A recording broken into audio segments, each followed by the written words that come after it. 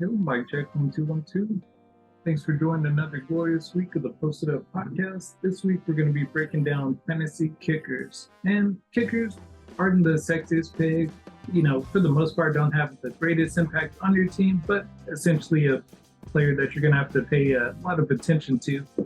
For me, kind of my strategy is picking a player round 10 through 14 for the most part, because most of the time throughout the draft, I'm looking for backup quarterbacks, running backs, receivers, and just trying to scrape through. And also around that time, most people have drifted off during the draft, and they're just kind of doing their thing. So, in some cases, you may even let it auto draft on that sense. But just going through the list, at number one, the obvious pick is going to be Justin Tucker. Last year, he was crushing it, 164 total fantasy points, big leg. And one thing that's really spectacular about our league is distance. So if you have a kick between 0 to 19 yards, 20 to 29, you're going to get the traditional 3 points, 30 to 39. You'll be able to kick that up, and you're going to get 3 points for that. 40 to 49 yards, you're going to get an extra bonus point, and 50 yards, you're going to get another kicker. So the further the kick, the more additional points you're going to receive. So it's always good to get a kicker that has a really big leg or somebody who has the long distance accuracy. Justin Tucker, he definitely fits that criteria. Just super strong leg. I think he even hit an NFL record. May have been last year or 2 years ago, but accuracy, dude's probably in the 90th percentile as far as that. So definitely a really good pick if you can get him at the right spot. Next, we got Daniel Carlson, who, man, dude is amazing. And I fucked up. Man, I think it might have been last season where I dropped his ass, just due to doing a little roster shuffling and so on and so forth. But, he's definitely a guy who can boom for, 19 points or so. Because I think one thing about fantasy kickers is if you can get 7 points, you're in a pretty good spot. Double digits, obviously a lot better. But, you just got to take into account that if you're picking a kicker who's on a team that's scoring a lot of touchdowns, is going to be a lot of field goals. So kind of my strategy is to find a kicker who's on a team that doesn't have a whole lot of red zone touchdowns. And, on occasion it can kind of be hard to do that, but as the year kind of progresses and teams are adding and dropping different players, sometimes you can kind of find that sweet spot. Like Younghoe Koo, the kicker for the Atlanta Falcons, he's a really, really good pickup because last year the Falcons weren't scoring a lot of touchdowns, but they were able to move the ball because they did a lot of running. So with the heavy Russian team like the Falcons, he was essentially a really good pick. So, definitely a guy, I would be targeting. We got Brett Maher, who's been looking like dog shit in the preseason. I'm not really too sure if I'm going to roll with him this year. I don't know. I'm just not too big of a fan of what Denver has right now. A lot of injuries, new coaching, they're just trying to rebuild a stronger foundation. So, unless I kind of see, some development from him, definitely somebody I'm going to avoid. Nick Folk, really good pickup. The Patriots are fundamentally sound, as I've mentioned on, damn near every podcast, but I think if everything goes right, the Patriots should be scoring a lot better than they were last year. They finally got an offensive coordinator who knows what the fuck he's doing. So, I would feel really confident with picking up Nick Folk at the right spot. Eddie Pinerio from Carolina. Not too sure how many points Carolina is going to be scoring. Not really too sure how many red zone trips they're going to have.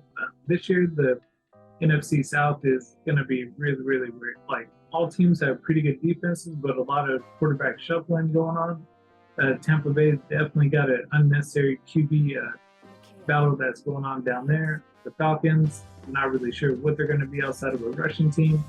Carolina, first pick in the draft for obvious reasons.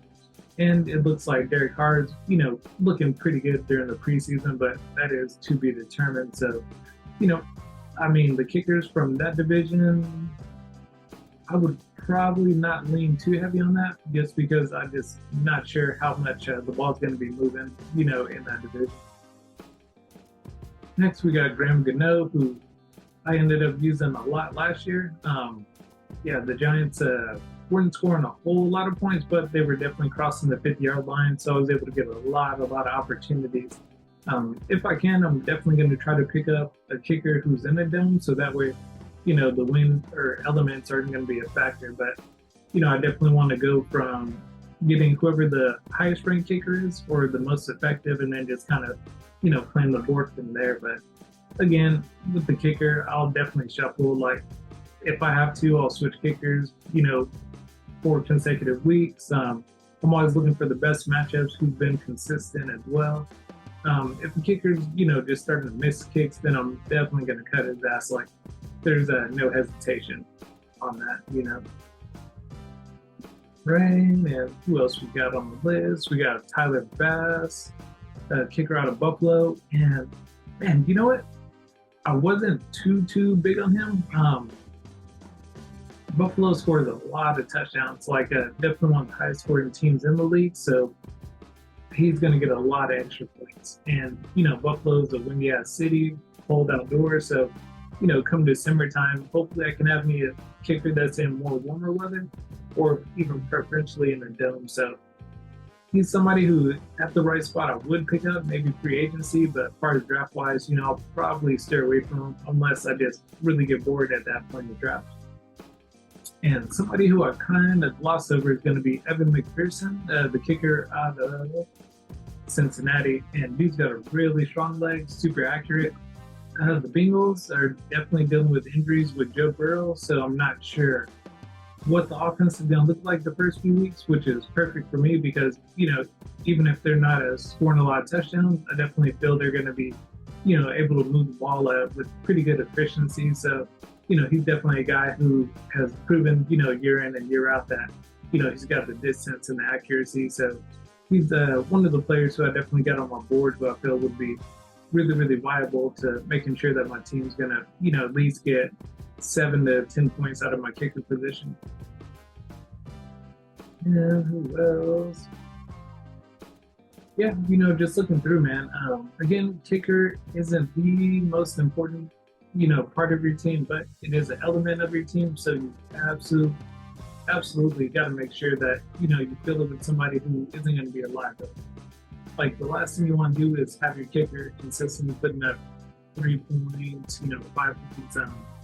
Again, for me, the threshold was around 7 points. And, if it's back-to-back weeks and the kicker hasn't, gotten anywhere close to double digits, then, that's something I'll have to evaluate and, see if there's anybody more efficient that's on the wire. Because, the good thing about fantasy is you can only have so many roster slots. So, if you're going to stack up on one position, that means that you're going to be limited in others. So, some people like myself like to stack up on running backs just because on the wire, having 14 teams, it's really, really hard to, be able to kind of afford, certain positions. So it may come a point in time where I got 2 kickers that are rocking, but, I'm looking a little thin at running back. So essentially I would have to, just cut one of those kickers so that way I can kind of feel the necessity over, kind of make sure the other participants aren't able to, fill that position.